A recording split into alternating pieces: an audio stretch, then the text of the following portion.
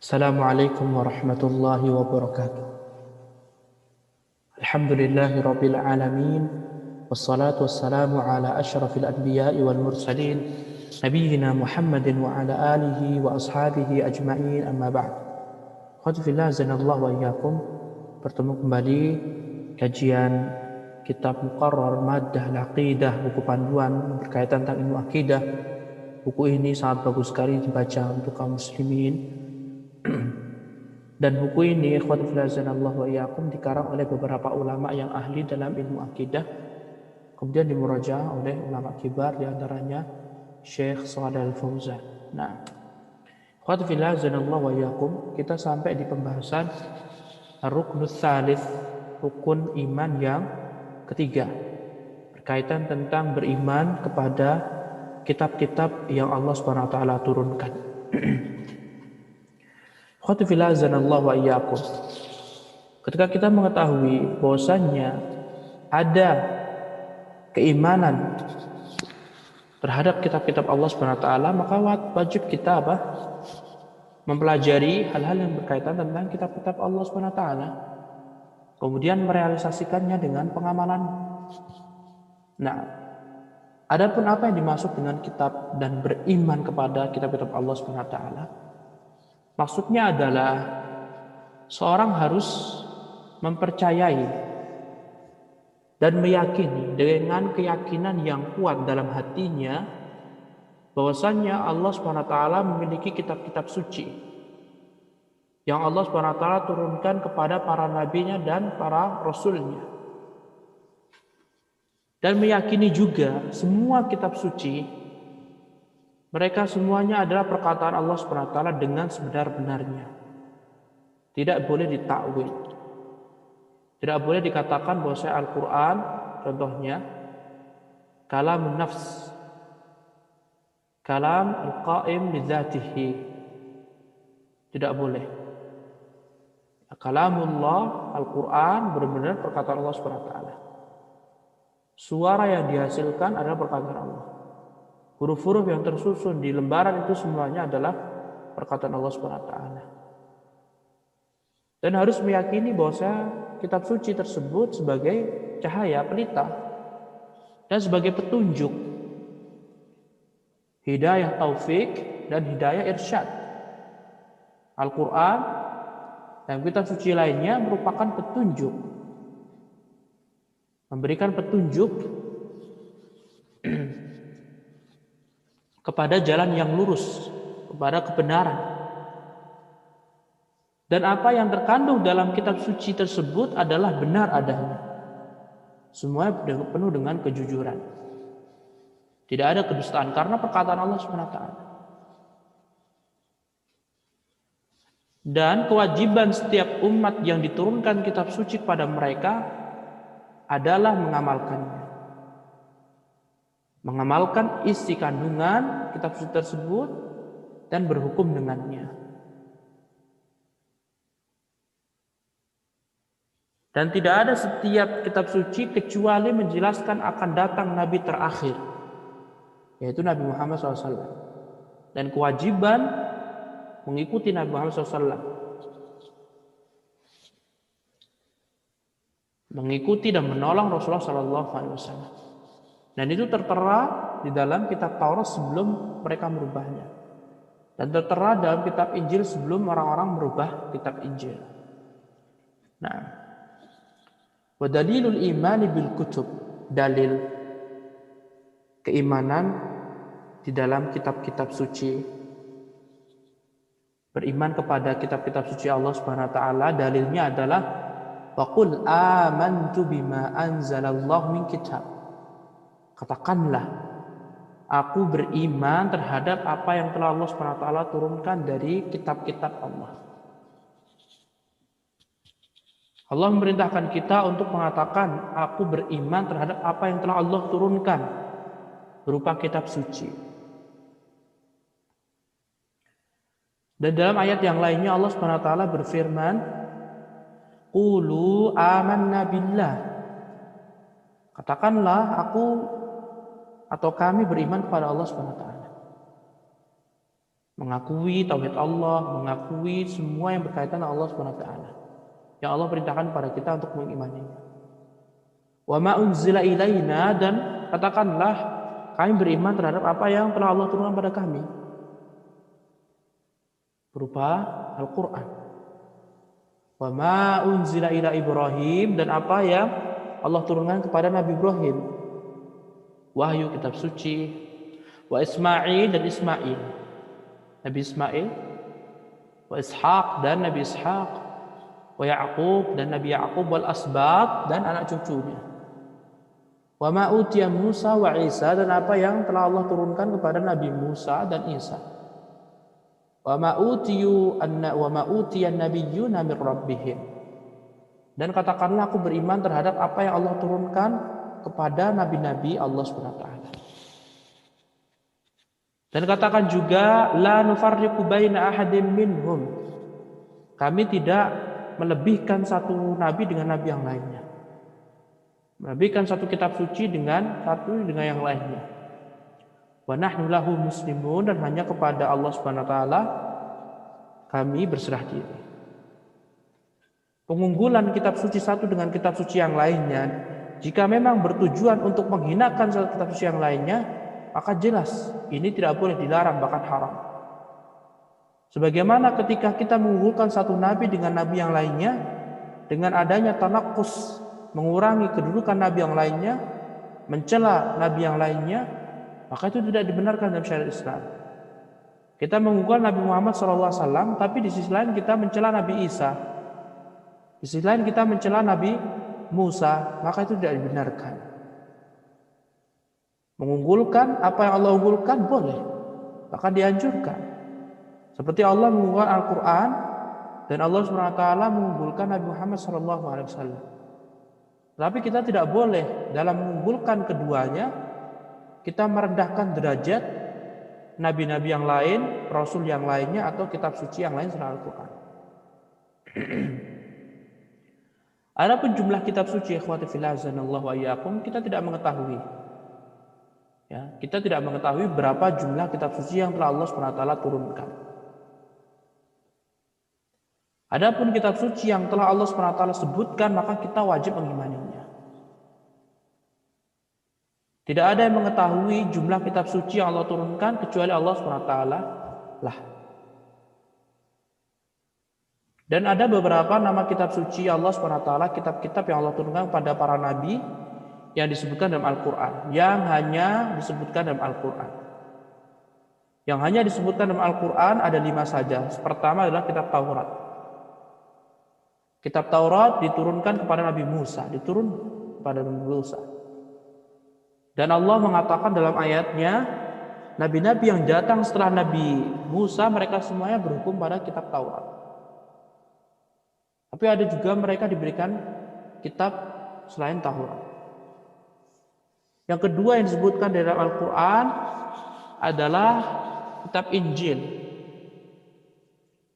yang Allah turunkan pada Nabi Isa alaihissalam. Kemudian yang ketiga, Allah SWT turunkan kitab Zabur. Allah berikan kepada Nabi Dawud.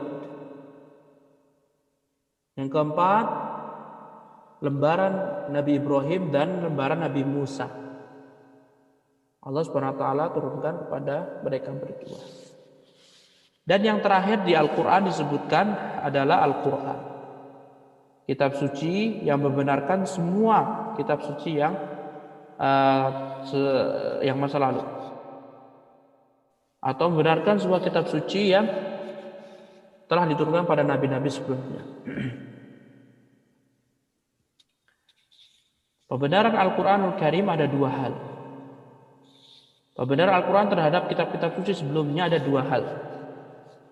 Yang pertama adalah membenarkan bahwasanya kitab suci tersebut benar-benar hak, datangnya dari Allah SWT secara keseluruhan. Kemudian yang kedua, membenarkan isi dalam kitab suci tersebut. Pembenaran kitab suci dari dalam isinya. Jika ada yang benar, dibenarkan oleh Al-Quran. Jika ada yang kesalahan, maka disalahkan oleh Al-Quran. Ya, karena kitab suci sebelum Al-Quran mereka semuanya sudah dirubah. Tetapi kitab suci yang belum dirubah benar Allah, karena sumbernya sama, satu, yaitu dari Allah Subhanahu wa taala. Maka tidak akan pernah ada perselisihan. Lantaran kitab suci sebelum Al-Quran tidak ada jaminan dijaga oleh Allah Subhanahu wa taala. Kemudian para ulama di sini memberikan pembahasan khusus tentang tahrif al-kutub sabiqah. Adanya perubahan kitab-kitab suci sebelum Al-Quran. Para ulama menjelaskan kitab-kitab suci sebelum Al-Quran Karim yang Allah Subhanahu wa taala turunkan kepada para nabi sebelum Nabi Muhammad SAW, semuanya tidak diketahui, saat ini nggak ada. Tidak ada kemurnian kitab suci nabi-nabi sebelum Al-Quran. Tidak ada sama sekali yang suci. Tidak ada semua sekali yang asli. Wa innama tujadu nusakhun mubaddalah wa muharrafah. Yang ada hanyalah nuskhah, manuskrip, kopian yang sudah dirusak, dirubah, diganti. Dan kita harus mengimani karena Allah yang mengatakan, Allah yang menciptakan mereka. Allah menciptakan makhluknya. Allah mengetahui. Allah berfirman dalam surah Al-Baqarah ayat 75, Allah berfirman, "Afatatma'una ayyuminu lakum wa qad kana fariqum minhum yasma'una kalam Allah, tsumma yuharrifunahu min ba'di ma aqaluhu wa hum ya'lamun." Apakah kamu wahai Nabi dan kaum muslimin mengharapkan agar orang-orang Yahudi dan Nasrani itu beriman? Padahal sebagian mereka telah menjadikan perkataan Allah Subhanahu wa taala sebagai tahrif.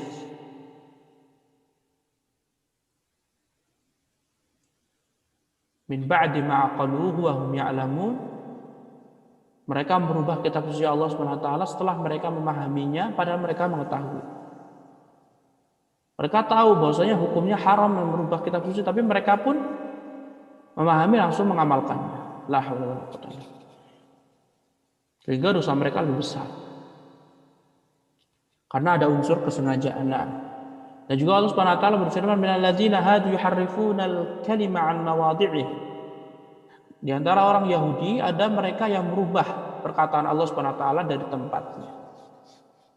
Mereka merubah-rubah. Yang mengatakan adalah Allah Subhanahu wa taala, zat yang maha hidup. Kemudian juga Allah berfirman dalam surah Al-Maidah ayat 15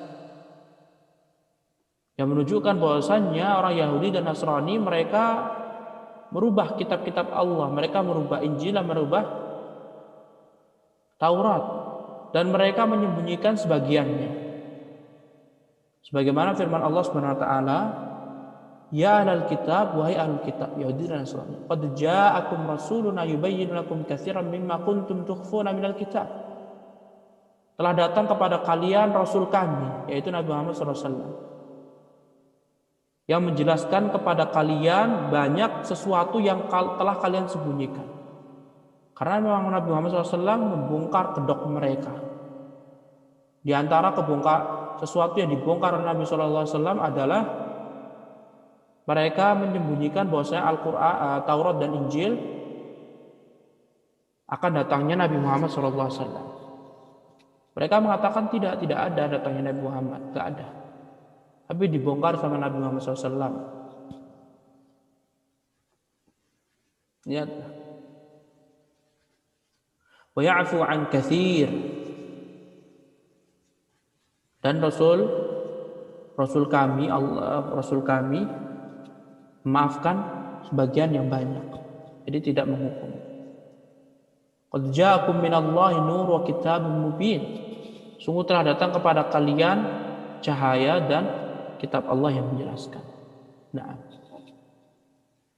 dalail tahrif al-kutub as-sabiqah.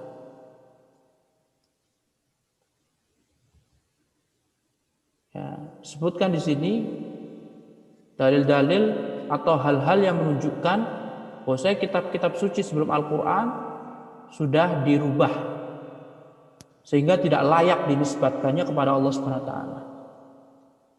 Kitab suci yang ada saat ini, Injil, Taurat dan yang lainnya, itu semuanya sudah dirubah. dan tidak boleh dinisbatkan kepada Allah Subhanahu wa taala. Tidak boleh sama sekali. Tidak boleh menisbatkan.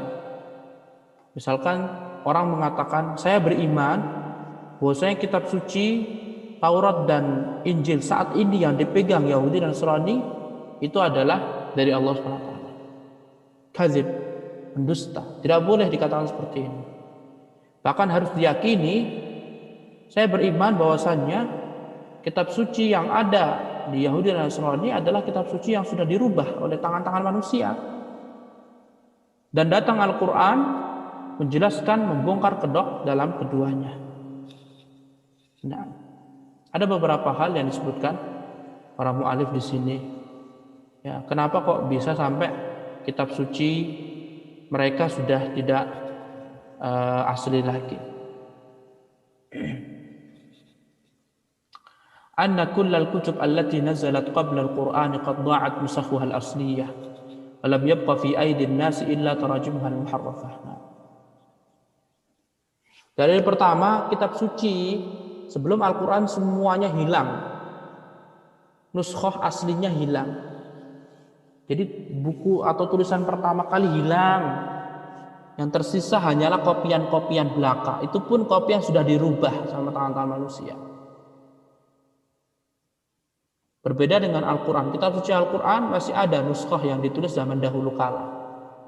Bisa dilihat di pameran-pameran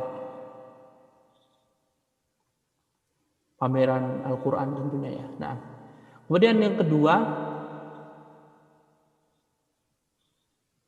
kitab ini tidak sah atau tidak boleh diberikan kepada Allah Subhanahu wa taala karena dalam kitab-kitab ini tercampur antara perkataan Allah dan perkataan Rasulullah SAW dan perkataan para manusia, baik dari tafsir atau sejarah atau yang lain. Kalau kita melihat kitab suci Taurat dan Injil saat ini, kita akan mendapati di sana tercampur antara perkataan Allah dengan perkataan manusia, dan ini tidak dibenarkan. Kemudian berikutnya, anna hadhil kutub laisa laha sanad tarikhi mawthuq fa asfarut Taurah innama duwwinat ba'da Musa alaihi salam biqurunin adidah wal Injil innama kutiba ba'da raf'i Isa alaihi salam bisanawatin tawilah. Yang jim, penyebab kenapa diragukan keabsahan kitab suci yang ada zaman sekarang adalah karena kitab suci mereka tidak memiliki sanad, ya, jalur silsilah sejarah yang pasti, yang jelas. Lembaran-lembaran Taurat itu dikarang setelah meninggalnya Nabi Musa alaihissalam, beberapa generasi setelahnya, beberapa tahun setelahnya. Dan juga Injil ditulis setelah Nabi Isa alaihissalam diangkat ke langit. Jaraknya tahun lama sekali. Jadi benar-benar kitab suci selain Al-Quran diragukan, tidak boleh diberikan kepada Allah Subhanahu wa taala nisbatnya. Adapun Al-Quran ditulis sejak zaman Nabi SAW. Bahkan Rasulullah SAW melarang setiap umat tidak boleh, setiap sahabat tidak boleh menulis kecuali Al-Quran di hadapan Nabi SAW. Ditambah lagi, setiap bulannya malaikat Jibril datang dan memberitahu dan menyimakkan hafalannya Nabi SAW. Nah, mendengarkan bacaan Nabi Muhammad SAW. Kemudian yang dal, bahwasannya kitab-kitab suci ini selain Al-Quran banyak sekali nuskhahnya, manuskripnya banyak sekali. Dan terdapat di sana perbedaan para penukil, baik yang mengatakan, baik pendapat, baik kisah-kisah, ya, seperti kapan meninggalnya Nabi, kapan dilahirkannya Nabi Isa alaihissalam. Ada yang mengatakan musim panas, ada yang mengatakan musim dingin. Nah, jadi nggak bisa dijadikan apa? Patokan. Adapun Al-Quran, Al-Quran murni dari Allah Subhanahu wa taala. Nah, kemudian yang terakhir, kenapa tidak boleh kita yakini kitab-kitab selain Al-Qur'an adalah kitab yang diturunkan dari Allah Subhanahu wa taala saat ini, perkataan Allah tidak boleh, adalah karena di dalamnya terdapat akidah yang rusak di dalam hak Allah Subhanahu wa taala dan hak para rasul-rasul Allah Subhanahu wa taala yang mulia. Lantaran kitab suci yang mereka ubah, mereka ini memasukkan hal-hal yang tidak diinginkan oleh Allah Subhanahu wa taala. Contohnya, mereka mengaku bahwasanya di kitab suci mereka terdapat akan kebolehan menjadikan Nabi Isa sebagai anak atau Maryam sebagai ibu. Yang menyisipkan siapa? Yang menyisipkan adalah tangan-tangan manusia. Sudah dirubah. Kalau ada seandainya nuskah yang asli, catatan yang asli, maka tidak akan ada lagi di sana kesyirikan kepada Allah Subhanahu wa taala. Allah Maha Satu. Berbeda dengan Al-Qur'anul Karim, akidahnya benar, sahih semuanya. Dan benar-benar di Al-Qur'an Karim 30 juz hak. Allah memerintahkan kita untuk melaksanakan hak Allah dan hak para rasulnya, utusan Allah Subhanahu wa taala, sehingga menunjukkan kebenaran Al-Qur'an Karim. Kemudian ikhwati fillah azanallahu wa iyyakum, apa sikap seorang muslim terhadap kitab-kitab suci sebelum Al-Qur'an?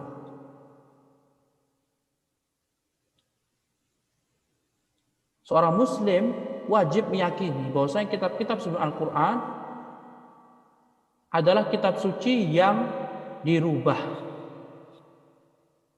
Naam, dulunya dia diturunkan dari Allah, tetapi dirubah, tercampur perkataan Allah dengan perkataan manusia. Tercampur antara akidah yang sahih dan akidah yang rusak. Tercampur perkataan ulama, pendapat yang satu dengan yang lainnya. Rusak benar-benar di kitab-kitab suci sebelum Al-Quran. Dan para ulama di sini mengatakan, wa ala hadza, oleh karena ini, fala yajuzu lahu an yaqra'a at-Taurah wal Injil al-mawjud al-an biqasd al-intifa'i biha. Tidak diperbolehkan seorang membaca Taurat dan Injil yang ada saat ini dengan tujuan dia untuk mengambil manfaat dan mengambil faedah darinya. Kenapa? Karena Rasulullah SAW marah kepada Umar bin Khattab ketika Rasulullah melihat di tangan Umar bin Khattab lembaran berisi Taurat. Kemudian Nabi Muhammad SAW mengatakan, walladzi nafsi biyadih, demi zat yang jiwaku di tangannya, yaitu demi Allah Subhanahu wa taala. Lau kana Musa alaihi sallallahu alaihi wasallam hayyan ma wasi'ahu illa an yattabi'ani. Kalau seandainya Nabi Musa alaihi salam hidup, maka tidak akan diperintahkan kepada Nabi Musa kecuali harus mengikuti petunjuk. Dan Nabi Isa alaihi salam kelak di hari kiamat akan kembali, sebelum hari kiamat akan kembali di dunia dan berhukum sesuai dengan hukumnya Nabi Muhammad SAW.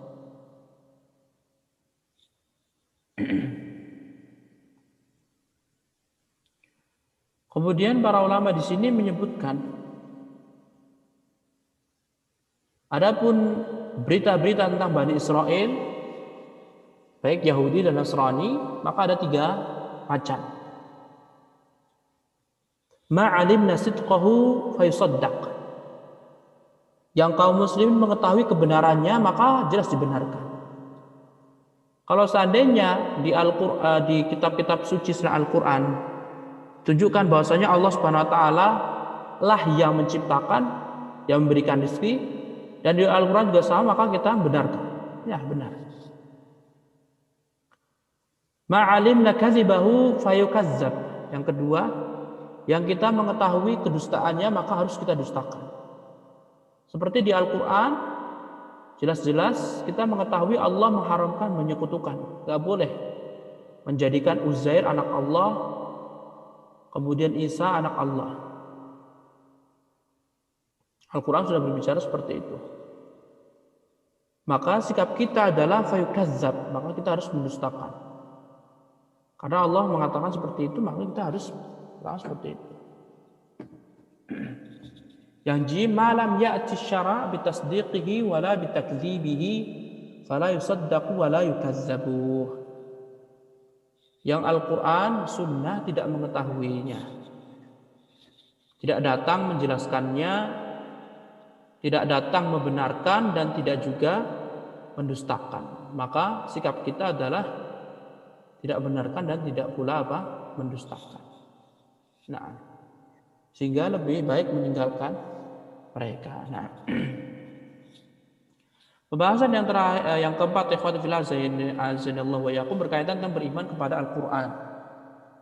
Ya, maka wajib seorang muslim beriman kepada Al-Quran. Al-Quran adalah perkataan Allah. Allah turunkan kepada Nabi Muhammad SAW. Dan Allah SWT benar-benar berbicara dengan Al-Quran, suara dan hurufnya. Dan perkataan Allah itu dengan suara dan huruf.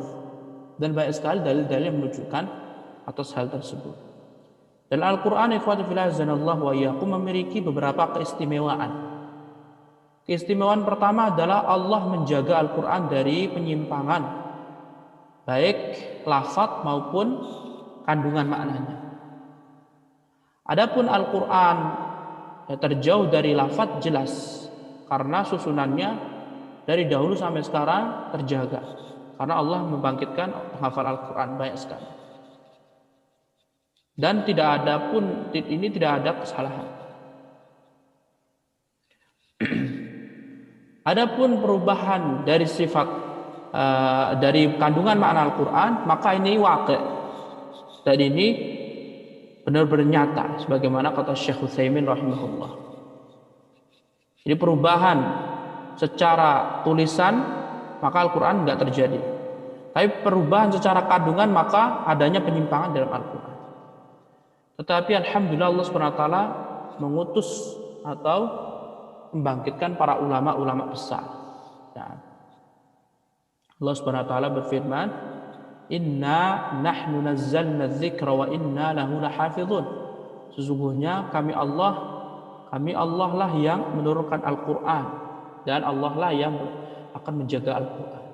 Nah, kemudian kekhususan yang kedua, ikhwah, Al-Quran ini mencakup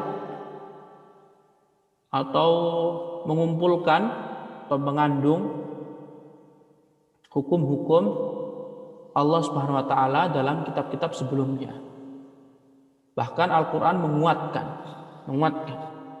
Di antara kitab-kitab suci sebelum Al-Quran, sebelum dirubah, adalah Allah memerintahkan untuk mentauhidkannya, memerintahkan agar menjauhi kesyirikan pada Allah Subhanahu wa taala. Dan Al-Quran datang persis seperti ayat Al-Quran, seperti kitab-kitab suci sebelumnya.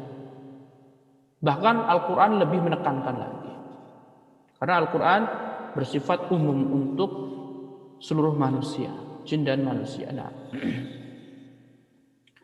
yang ketiga, ikhwah, kekhususan Al-Quran ini menasakh, mengganti syariat-syariat sebelum Al-Quran yang menyelisihi di dalamnya. Karena Al-Quran ini adalah kitab suci terakhir, sebagaimana Nabi Muhammad SAW kitab suci terakhir. Tetapi usul rukun iman semuanya sama, rukun Islam semuanya sama, di kitab-kitab suci Allah semuanya sama. Adapun pensyariatan dibedakan. Nah, dan ini yang terjadi nasakh. Adapun berita-berita tidak terkena nasakh. Ya, berita tentang hari kiamat, ya, di kitab-kitab yang dulu sama seperti di Al-Quran. Nah, itu selama belum dirubah oleh manusia. Kemudian yang dal, Al-Quran adalah merupakan kekhususan. Al-Quran itu mukjizat. Ya, yang mana Allah SWT melemahkan orang-orang untuk bisa membuat Al-Quran. Gak ada yang bisa membuat Al-Quran lafadznya, tidak ada yang bisa membuat Al-Quran hukum-hukumnya, tidak ada yang bisa membuat Al-Quran kisah-kisahnya. Gak ada sama sekali yang bisa membuat Al-Quran, karena Al-Quran adalah perkataan Allah. Dan ini ada satu-satunya mukjizat Nabi yang tersisa. Satu-satunya mukjizat Nabi Muhammad SAW yang tersisa hanyalah Al-Quran. Nah, sampai hari kiamat. Maka kita harus menggunakan mukjizat ini dengan sebaik-baiknya. Kemudian ikhwatu fillah azanallahu wa iyyakum, yang terakhir berkaitan tentang manfaat mengimani kitab-kitab suci Allah Subhanahu wa taala. Dengan mempelajari ini ikhwatu fillah azanallahu wa iyyakum, bagaimana Al-Qur'an, kemudian kitab-kitab suci zaman dahulu, kemudian dibandingkan dengan kitab suci zaman sekarang, ya. Ini semua memiliki pengaruh yang positif, manfaat yang begitu agung. Di antaranya yang pertama adalah mengetahui bahwasanya Allah Subhanahu wa taala itu benar-benar memperhatikan hambanya. Allah Subhanahu wa taala tidak meninggalkan hambanya dengan begitu saja. Tapi Allah Subhanahu wa taala dengan rahmatnya memberikan perhatian kepada para hambanya. Sehingga setiap umat itu diberikan kitab suci yang layak untuk mereka. Nah, kemudian yang kedua, mengetahui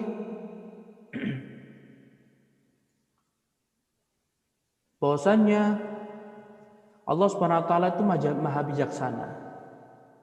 Allah Subhanahu wa taala maha bijaksana. Dengan hikmah Allah Subhanahu wa taala di dalam syariatan, kita dapat mengetahui yang mana Allah Subhanahu wa taala memberikan syariat umat terdahulu sesuai dengan mereka, dan Allah memberikan syariat kepada Nabi Muhammad SAW sesuai dengan kondisi kita. Nah, karena Allah Subhanahu wa taala Al-Hakim, Allah berfirman, "Likullin ja'alna minkum syir'atan wa minhaja." Setiap masing-masing, ya Allah Subhanahu wa taala jadikan kalian syir'ah, pensyariatan, dan manhaj, dan metode dalam beragama.